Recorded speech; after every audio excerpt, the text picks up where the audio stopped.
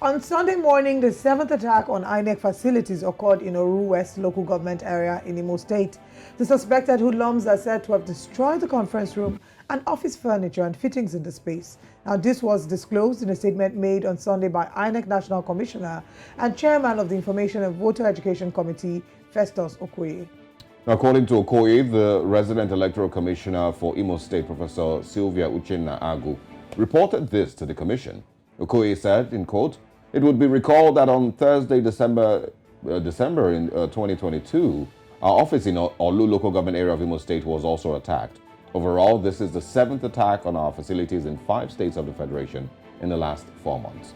The Commission has expressed its concern on the consequences of what appears to be a systematic attack on its facilities across the country, on the conduct of elections in particular, and electoral activities in general.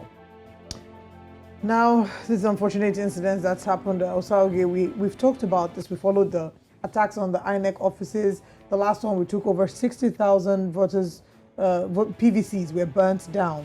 And INEC did have a meeting. There was a security meeting to put security officials at different INEC offices to ensure that we don't see a repeat of this. But now that we've seen this, you know what, one wonders what to be expected. We have a few weeks to the elections, and one wonders what will be expected in the coming weeks.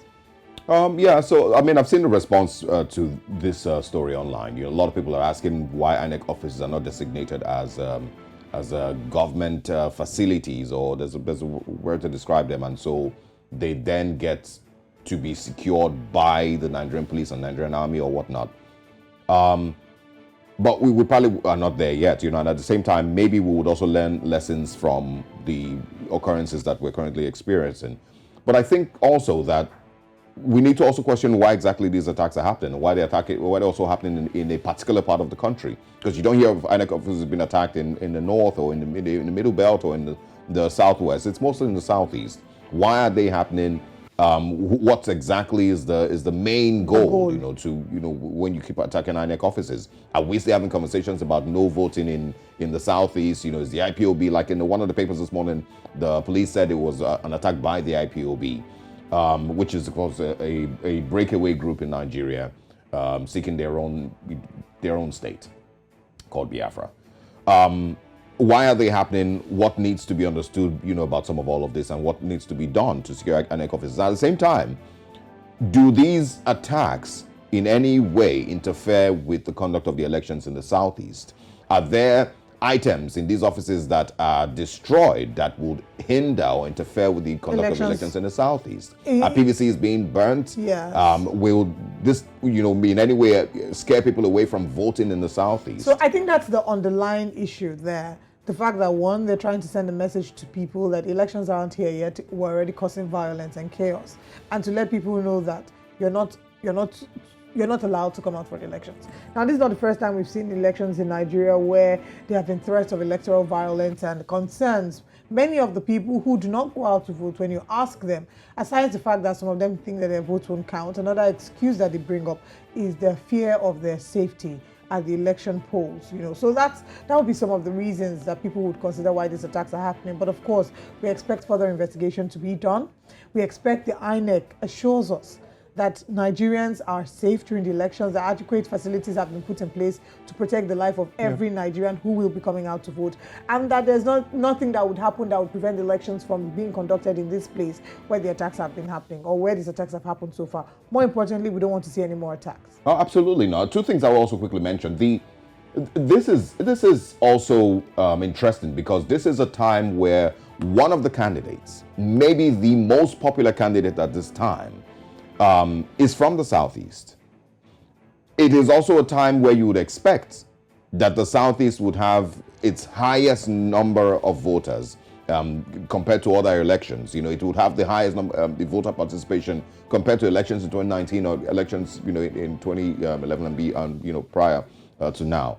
So will that be affected? The people of the southeast, from conversations that you can see online, are extremely excited about participating in this election. And so is that one of the reasons why these officers are being attacked?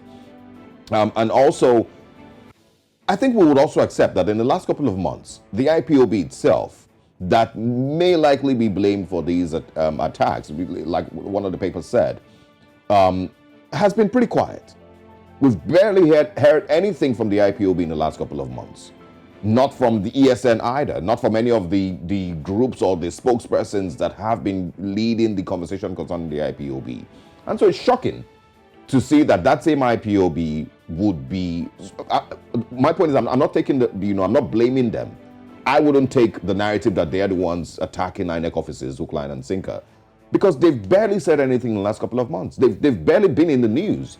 It almost seemed like they reduced the agitation. They chose to reduce the agitation. In some parts of the Southeast, in majority of the Southeast, they still have the sit at home on Mondays. But you barely even hear that there's still that level of enforcement by the IPOB.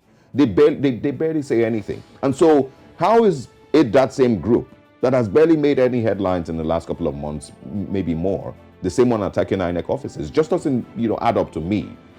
But it's left for the Nigerian government, the Nigerian security agencies, to investigate properly. Absolutely. And be able to tell Nigerians who are the people responsible for these attacks. It's shameful.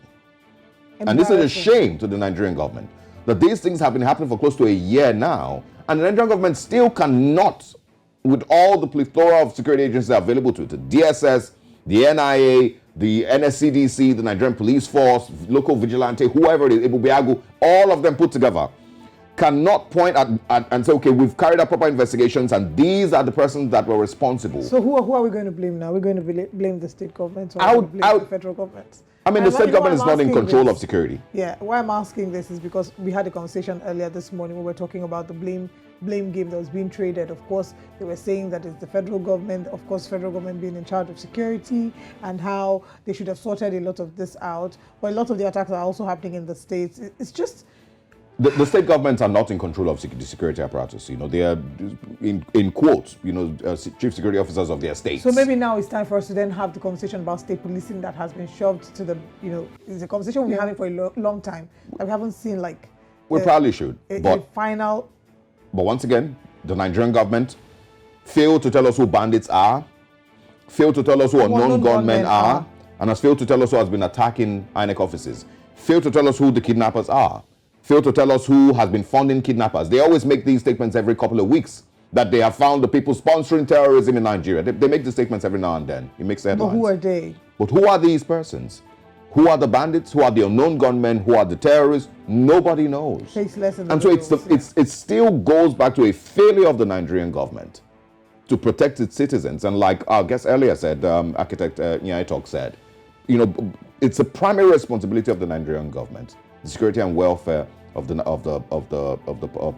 Nigerian people. Yes, exactly.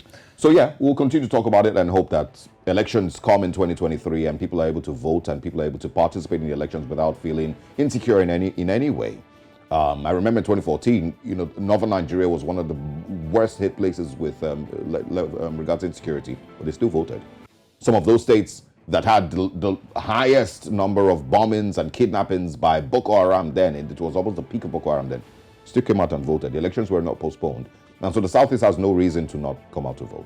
I mean, we can do our part, and the parts that we will play is to keep reminding them of the importance and not to be intimidated, which is what a lot of the suspicions are as regards these attacks by the INEC, attacks off the INEC offices. Is basically a show-off, a way to intimidate people to not participate in the elections, to not exercise their civic responsibility.